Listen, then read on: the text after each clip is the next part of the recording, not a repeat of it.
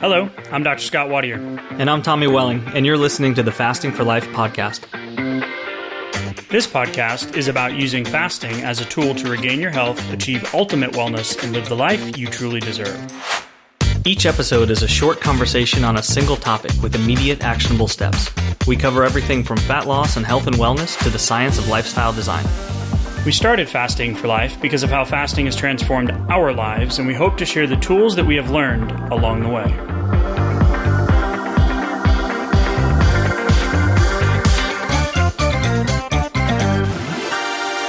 Hey everyone, welcome to the Fasting for Life podcast. My name is Dr. Scott Wadier, and I'm here, as always, with my good friend and colleague, Tommy Welling. Good afternoon to you, sir. Hey, Scott, how are you? Doing fantastic, my friend. Before we dive into today's episode, shout out to you, the listener, the Fasting for Life fam, the people that have been listening to us on this journey, with us on this fasting and insulin-friendly lifestyle journey to health and weight loss. We are coming up on a pretty cool milestone, Tommy. We are about to hit 100 episodes of the Fasting for Life podcast. And I'm in shock because when we started, we're like, is someone really going to want to listen to our story and our journey? Yeah, and right. What is this going to look like? Right. So we're like, all right, let's just do one. Okay, fine. Now let's get to 10.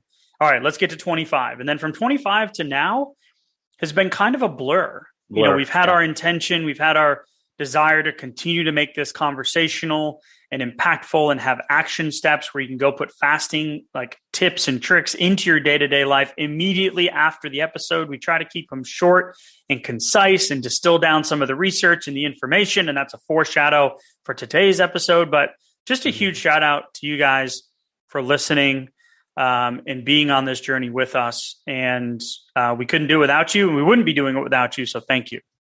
Yeah, absolutely, and thanks for keeping it conversational too. You know, all the emails and all the stories and the wins and the pictures. Hey, I never thought this was possible. It's just it's incredible to kind of get that feedback and see where everybody else is and how the progress is coming. And that's why we got started on the challenges too. Earlier on in this journey, and why we have our last one coming up for the year too. Yeah. And with that, we appreciate all of that, the messages and the feedback, especially the 5-star reviews. We are racking them up, Tommy. And I'm not going to make this just a self-aggrandizing episode, I promise. But thank you for the feedback. That also tells Apple and the powers that be that we're doing something that people want to listen to. So we're going to try to continue to do that. No promises, but we will try to continue to deliver the goods, so on and so forth, from episode 100 to infinity and beyond. Right. If you guys have kids under the age of 5 or maybe 5 to 7, you will know that reference from Toy Story, one of the most iconic animated videos of all time. So Tommy, before we hop into today's episode, one more announcement about the last challenge of the calendar year coming up, November 17th. It is strategically placed the week before Thanksgiving. It is the last calendar challenge of the 2021 year. We want to set you up with the frameworks, the tools, and the encouragement, as well as the confidence to navigate these holidays the best yet. We want to make it the best holiday season you've ever had, and we're going to be having everyone, don't miss out on the opportunity. The next challenge isn't going to be till the end of January, beginning of February. So we want you to be on this journey with us. We want to give you all of that. So go to the show notes, www.thefastingforlife.com/live for more information. Absolutely. All right. So as I alluded to a few minutes ago, we're going to talk about the struggle in today's technologically advanced world, where we have more information at our fingertips than ever before. But we are not getting the result. The stats show that we are rapidly approaching 50% obesity here in the States. 75%, 72 to 75% of the population a few years back is overweight. And we know that carrying the extra weight has long-term health consequences. So you may be new to fasting. You may be moderately experienced and had some results. But most people come to fasting for weight loss. And what we really want to do is expand the knowledge of why fasting is so powerful. But most importantly, check yourself and check us on where the information is coming from. So today's conversation, Tommy, is going to be around a Healthline article. And Healthline, much like WebMD, is one of those things or one of those sites out there that comes up when you get on the Google machine or DuckDuckGo or whatever search engine you use, and you put in how to lose weight, how to manage blood sugar related issues, how to manage diabetes. You've got your individual blood work has said that it's time to look into this stuff, or maybe you have a family member or a friend that you care about. And this article pops up on Healthline. And the problem with a lot of these places is that they're just aggregated sites. So they're misquoted, they're cited. There's a lot of op-eds. There's a lot of opinion type pieces, right? So this article actually says, and I thought this was going to be a good one, so I can't wait to unpack it. And I'm going to stop talking and let you start up to land the plane here. Meal timing, why when you eat matters for type 2 diabetes management. And I was like, this is going to be an incredible article that we can use. It is, but from the standpoint of misinformation. So we're going to correct it and land the plane here. Go ahead, Tommy. Yeah, there's like so much potential in that kind of article, like being framed out like that for management of it. So many folks that we know and that we've talked to and that we know are out there are struggling with blood sugar related issues and trying to reverse something like you alluded to there, like go into Google, I get my blood work back and I go to Google and say, how do I reverse hypertension? How do I get my blood sugar down? How do I help, fix this? And so much information out there, but it's coming from all these different sources, and sometimes the information is just it just kind of paints you into a corner where it's not actually getting at the problem at all, which is what we started to see in this article here that starts off with meal timing being so important, but the very first recommendation in the article, just big bold letters, eat a big breakfast. And then it goes right on after that. Don't go more than a few hours without food. And, I already started to see that this was going in the wrong direction, right here off of the bat. And we're going to get into some of the reasons why as well. Yeah. So this also brings me to a point that we've seen some positive changes on the American Diabetes Association website. But when you get to that point, and kind of to zoom out to 30,000 feet here for a second, is carrying the excess weight, being in the higher BMI categories over the 20s, 30s, 40s, 50s, 60s leads to, it's like rust on a bumper, right? I've used that analogy before, where over time, you don't develop a giant hole in your floorboards of your old Chevy, overnight. Like it takes years and years and years and years for that to rot and depreciate and kind of degrade down to where then you have this big opening, right? You're like, oh my God, the floorboard's rusted out. So the zooming out, carrying the extra weight, and we've done episodes on this in the past of like, well, is it really the holiday weight gain? Is it the 2 to 3 pounds per year? What is it that's the underlying driving factor of this? And it really comes down to the physiology or the hormones, right? So if we zoom out and you're now thinking like, well, I don't have diabetes or have prediabetes. Well, carrying the extra weight is going to increase the incidence of that. And then you're going to end up having to go to sites like the American Diabetes Association to get your information, or the one in Europe, or the one in Australia or New Zealand, wherever you are, right? Because I know we have people that listen in from all across the world. So you're going to go, and then they never talk about the reversal of that progression of the disease or the issue. So we go from carrying some extra weight, some fatigue, some brain fog, your hormones are imbalanced, then your blood work starts to look a little funny, or your thyroid's off, or your cholesterol's ticking up, or your blood pressure's ticking up. And now your, blood sugar doesn't show up till 10 years after that. So now you're a pre-diabetic, and then you're diabetic, and then you've got the heart complications and, all the other comorbidities and health related issues that come with that. And we're like, well, what the heck? How did I end up here? And now I'm going to sites or like articles like this, which kind of opens up Pandora's box of Healthline and WebMD. And then you're like, all right, well, let me go to the source. Let me go to the diabetes websites. And we've seen some positive changes, but they don't talk about it in the light of reversal. It's always in the light of management. And this article is like, this is how you want to manage your diabetes and let it slowly progress without ever reversing it. Like that's, if I can just be so bold to say the misinformation that's in here, is literally keeping you on that same path. It's like, nah, we're just going to like manage it while the problem still continues to increase over time.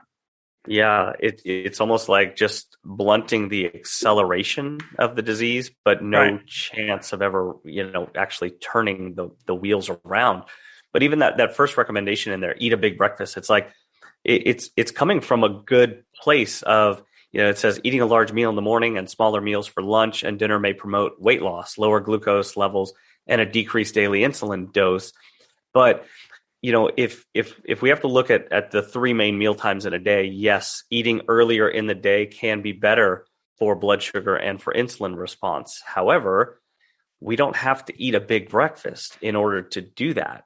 And eating a big breakfast just means bringing in more energy, more calories. We already have stored fat that we need to burn through, but we're going to be bringing in more deliberate calories in first thing in the morning. What if we just skipped that breakfast? Then we could have the benefits of keeping those insulin levels low, the blood sugar low, without just bringing in more stuff. So if you have to choose a mealtime, yes, earlier can be better for insulin responses, but that doesn't mean you have to eat a big breakfast. And you'll make more progress reversing your type 2 diabetes potentially by not eating that big breakfast at least some of the time. Yeah, and the article that they referenced there for that one, the high energy breakfast promotes weight loss, helps reduce total daily insulin dose. That's going to put you between the field goal posts if you're already in that situation of being a diabetic, but it's never going to undo it. It's never going to reverse it. We don't want to just keep the numbers between a certain, the spike, so to speak, between a certain level. We want them to decrease dramatically so the body can start to undo the resistance and balance out the hormones and decrease the body's production or need for insulin. So in the morning, you've already got, as your body wakes up, you've got your cortisol rising to wake you up, your noradrenaline, your growth hormone. Like you don't necessarily need to force it, right? So skipping the meal, because it's interesting. I'm going to bookend it here, Tommy, because one of the last points down here, because I'm going to skip down to the bottom because I think it's a good kind of framework, is it says try to fast at night. Try to go 10 to 12 hours each night without eating. For instance, if you eat breakfast in the morning, at 8:30 in the morning, then try to stop between 8:30 and 10:30 at night, right? So the experts can agree on fasting at night when your body is meant to be sleeping is beneficial. Well, let's just push that, right? Right. So we don't have an insulin spike or a glucose spike in the morning. Like that's not crazy talk. Right. It's not crazy talk. It's actually the easiest way to kind of ease into fasting. But even just the words that they're using right there, try to fast at night. So, when we talk about fasting and why is it helpful and why have so many people seen so much success using intermittent and extended fasting, it's about creating those boundaries between when you're eating and when you're not eating. So it's not necessarily about doing a 1,000-hour fast or, anything crazy. It's about setting up those boundary times. And, the earlier you cut off that when you're eating at night before you go to bed and winding it down, the lower the insulin and the blood sugar response, the better the body's response to that. So, instead of trying to fast at night, making sure that you put in, a line in the sand. I'm not going to eat past a certain point, and then that's going to start my fast. And then when I wake up in the morning, then I'm already fasted at that point, and I can choose to extend that if I want to see even continued further results that way too. Yeah, and the second point, don't go more than 5 to 6 waking hours. Again, this whole snacking thing, right? So they want to keep you between the field goal posts, keep those spikes or keep those blood sugar ups and downs like muted. Right. I agree for management, but I don't agree for reversal. So some people may even need to eat every 3-4 hours for optimal blood sugar management. Right. Management.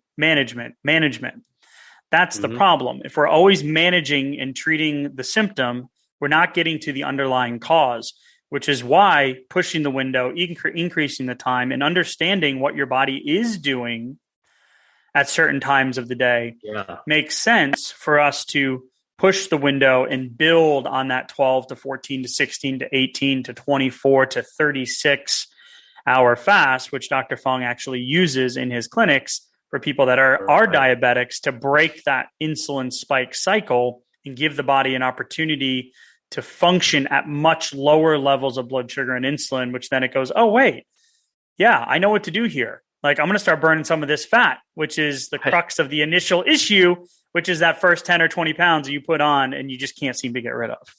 Yeah. And then it starts accumulating faster and faster. So, when you're talking about those blood sugar spikes and like keeping the blood sugar stable, just so you don't see those spikes, it's almost like there's a lot of recommendations out there to not go under a certain point for normal blood sugar levels. Almost like we're afraid of that dip in the blood sugar, like almost like we've almost kind of seen that villainized, or like don't let your blood sugar drop at all. We got to keep it stable. So as soon as you see any sort of drop, make sure you have a snack handy, right? Like even if that's what you're looking to do, because if you're looking to burn through some fat, if you're looking to reverse any of that, you're going to have to see some blood sugar dips, correct?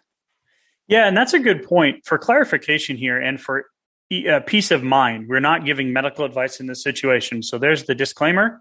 Yeah. But lower blood sugar numbers are good. So you're going to see the normal between 70 and 100 here in the States.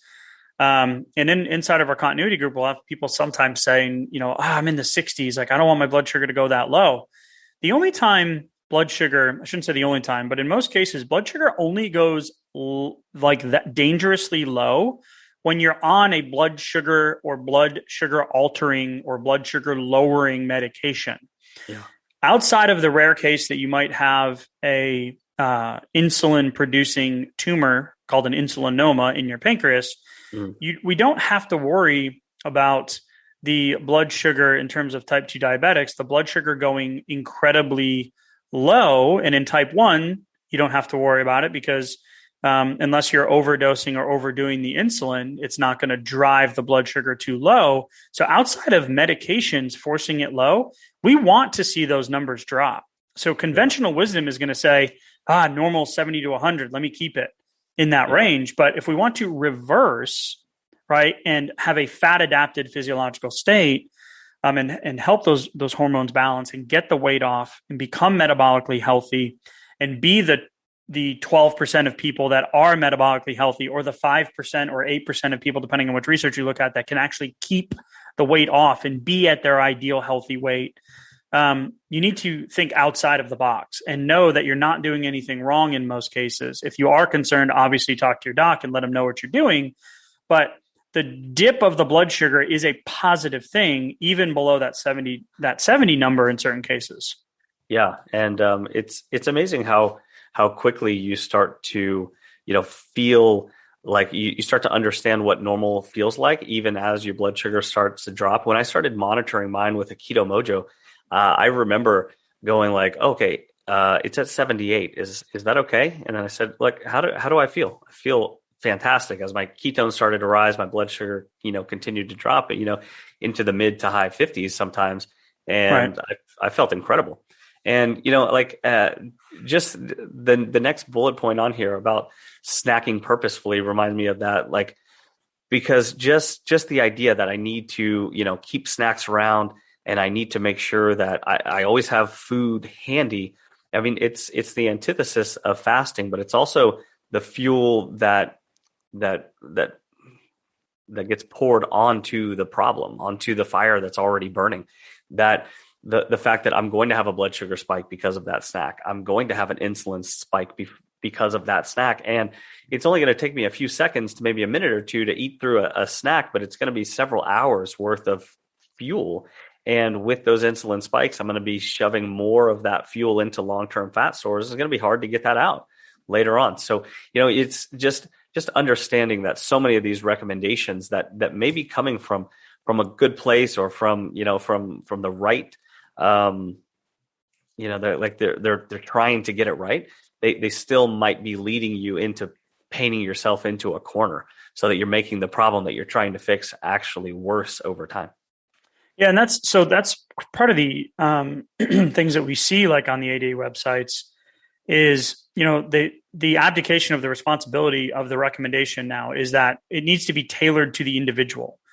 And I'm like, okay, great. What does that look like? So when we go, to the Europe or India, and it's like, yeah, 45 to 60% of the total energy should be a carbohydrate, and only 10 to 20% is protein.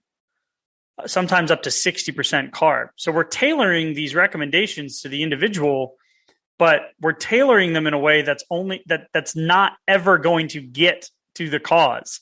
Yeah. So I know we're kind of harping on this a little bit, but that Healthline article really kind of opened up the conversation that yes, it needs to be tailored, but it needs to be tailored in a way that looks at the underlying root issue, right? So the reason I say it that way is the article also mentions when it comes to diabetes management, it isn't just about what you eat. When you eat matters too. And while there's no one size fits all approach, a little trial and error can help you find a meal schedule that works best for your health. I couldn't agree more with the when you eat matters too, and almost be as brash to say when you eat matters most. Yeah, because that's going to have a substantial effect on your hour-to-hour and day-to-day insulin response, which is going to be, it's also going to be heavily affected by what you eat, but when you eat is going to matter significantly more than I ever thought while I was trying to figure out how to lose my excess weight that I put on in my 10s and 20s and 30s and try to reverse that process. But so much of this information got me like kind of just looking in the wrong direction and then wondering why what I was doing so diligently just absolutely wasn't working. And I mean, that's where, I'm going to encourage everyone, if you're listening to this and you're not really sure if you need to worry about your insulin, go take the insulin assessment that we put up on the website, because that's why we did it. It can kind of look a little bit under the surface and tell you if there's something that you should be looking at insulin wise. And the main control point for that is your meal timing itself. There was actually an article that looked at this whole like getting the weight off, right, in a certain time frame, in a certain amount of speed, like aggressiveness, almost like we call it the fire factor with fasting. Like what's my time going to look like? How many fast cycles am I going to do? Am I going to do 24 a week, or 36 a week? Am I going to stick to 18 during the week and then push it on the weekends? Like all those different conversations. They were actually looking at that. The group that lost, the weight the quickest, right, by using caloric restriction, and 15% reduction in that caloric restriction actually maximized the benefit of intensive weight loss in the clinical trials, which then gave a result that showed an impact on the management of the underlying cause of the disease itself when it comes to blood sugar. So the low and slow approach of let's time our meals, let's get our snacks in, let's keep our numbers between the field goal posts. What we see is we're starting to see this intensive weight loss. This is what Dr. Fung does in his clinics as well. This is what we do in our challenges.